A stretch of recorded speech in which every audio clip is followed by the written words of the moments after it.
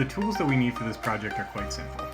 We'll need a ruler, a ring mandrel,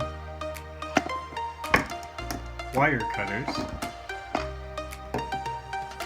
and some chain nose pliers. Another tool that I like to add that's not necessarily required is some nylon tipped pliers. The nylon insulates the tool from the wire a little bit to protect it from scratching the metal. As a simple fix, you could wrap electrical tape around the tip of your chain nose pliers as well. For metals, I've cut 4 strands of 21 gauge square half hard sterling silver. These are all 5 inches long. These will be the main body of the ring shank. I have 1 piece of 18 gauge half round. This is 6 inches. This will be the main setting and hold the shank of the ring together. And then for the majority of the band will be wrapped together with this 22 gauge half round. This is 24 inches. And last but not least, you'll need a stone. For this project, I'll be using this rhodolite garnet cabochon.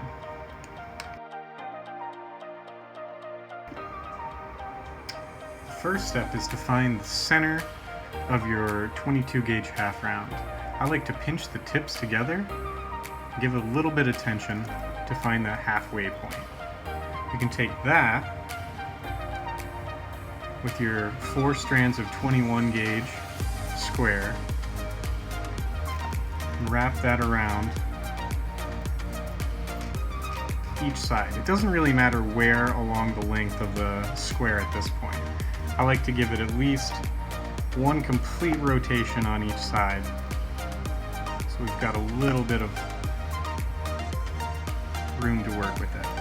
From there, using my ruler, I can slide that around to find just a little bit over that way, the center point of the shank. Now before I start to wrap these around, I take my nylon tip pliers or the pliers wrapped in electrical tape, whichever you have available, and flatten down that wrapping. That'll give this whole shank a really unique and uniform wrap. Then I just go through and continue to wrap this around, periodically flattening down to keep that band nice and uniform. I like to count and keep track of the number of wraps around each side that I go out from the center. That way I can make sure that our starting point is dead in the center, and when I get to the ends, I have the same amount of material to work with on both sides. So here we have our shank. It turned out to be about 70 rotations on each side of this 22 gauge half round to make it to the size I'm looking for. Now to finish these, you want to make sure that, of course, the round side is up. Give it just a little bit so it can fold over that edge, and then use your pliers to flatten on the outside of the ring. Let's do it for the other side.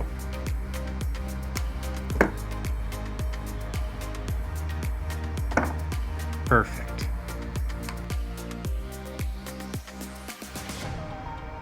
To create the setting, find the center of that 18 gauge that we set off to the side at the beginning. This piece of half round again, you want the flat side to the inside and the round side to the outside.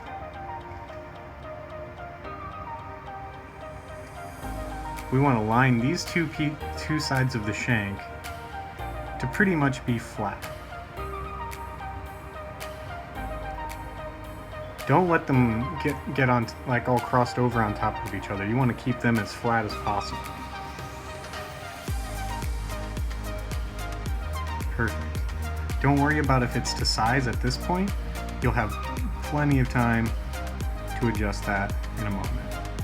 We'll go through it, keeping it as even as possible again, so that we have the same amount of material on each end of the half round to work with. Always flatten, keep it nice and uniform. Probably one more.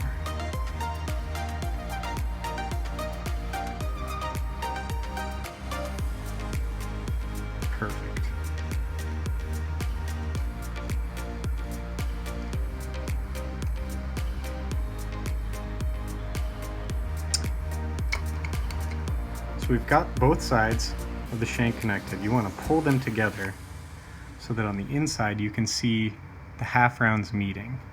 When you reach that point where they meet, you can bend this side up to keep them from sliding out of place.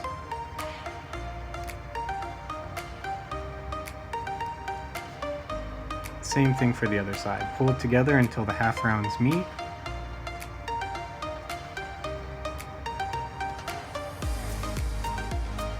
Bend it up to keep it from sliding out of place. And there we go. The ring is set, right on size. Now to set the stone, we're going to take these two pieces of half round that we used to connect the shank and wrap them around the stone. I've bent the square wires out to the side a little bit just to make it easier for you to see, even though my fingers are probably blocking it. We're going to take these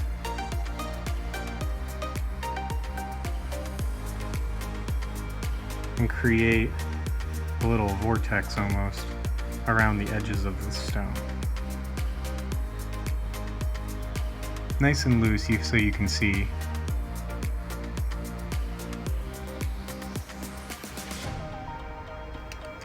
Now to kind of lock those down from the underside, I'm taking that piece of half round,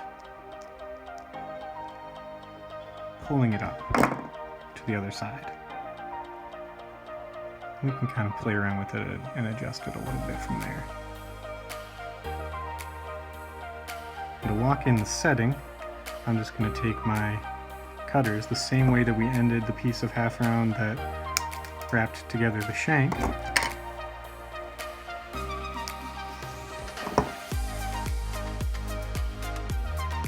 Nicely locked into place.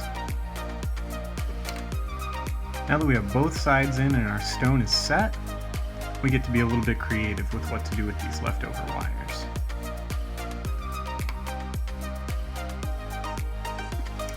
Now for this section I've cut two sections of 12-inch 30-gauge wire. This is super small. I hope you can see it in the video. Two sections of 12 inches of 28-gauge wire. And two sections of 6 inches of 24-gauge half round. I'm going to start with my 30-gauge, and taking the wires closest to the center by the stone, I'm going to wrap these around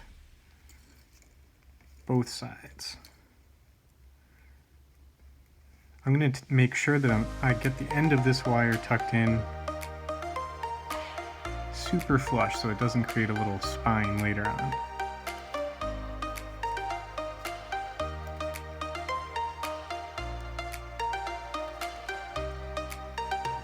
All the way down to the bottom there.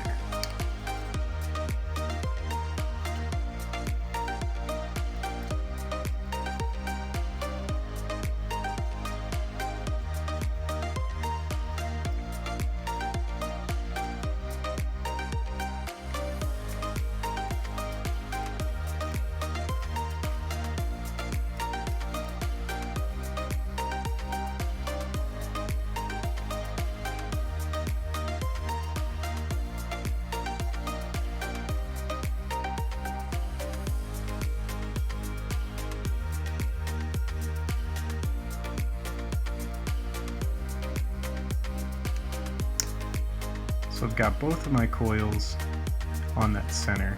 Turned out to be a little bit more 30 gauge than I needed, and I cut off about 4 inches. I'm going to take that wire, trace the outside of the stone. In the same way that we've locked in everything so far, I'm going to tuck it around through.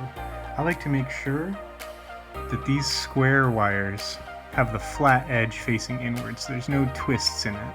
That way the ring will sit super flush on the finger.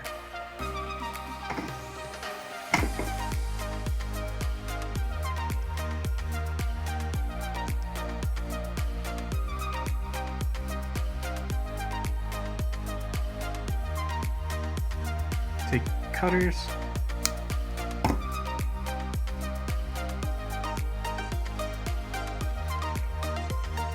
can I do?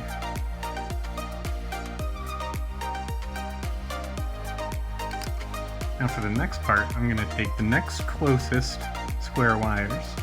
I'm going to wrap the 24 gauge half round around them. One of the coolest parts about this design is it's super open-ended. You can change the order in which you wrap these wires around. You can change the gauge that you wrap around the wires to create the spirals. You can choose not to coil them at all and put nothing on them. Keep it very, very simple. Open to infinite variation.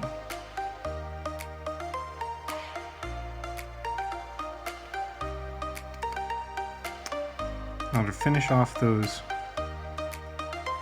new little coils, same way that we've done it the whole time, making sure that the inside edge only has flat wire.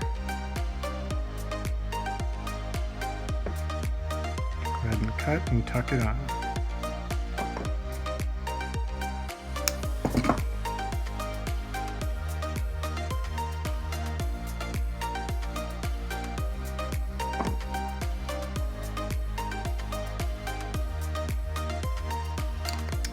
Now for these last two, I'm actually going to take my 28 gauge wire and wrap it around both of them together to give it a little bit more varied textures to it. Again, this is super open-ended design. You can change the number, you could wrap them all together in one, you can change the number of center wires you have so that at the end you have different number to play with. I'm just going super simple with this one.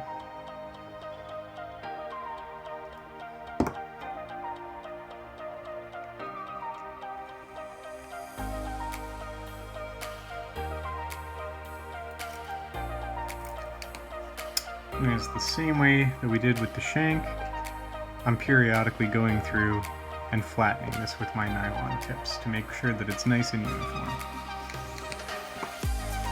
In cases like this one where you have more than one wire in your coil and you come to the end of it, you want to use the inside one first and work your way to the outside. That way when you flatten them down to lock it in, it's nice and uniform.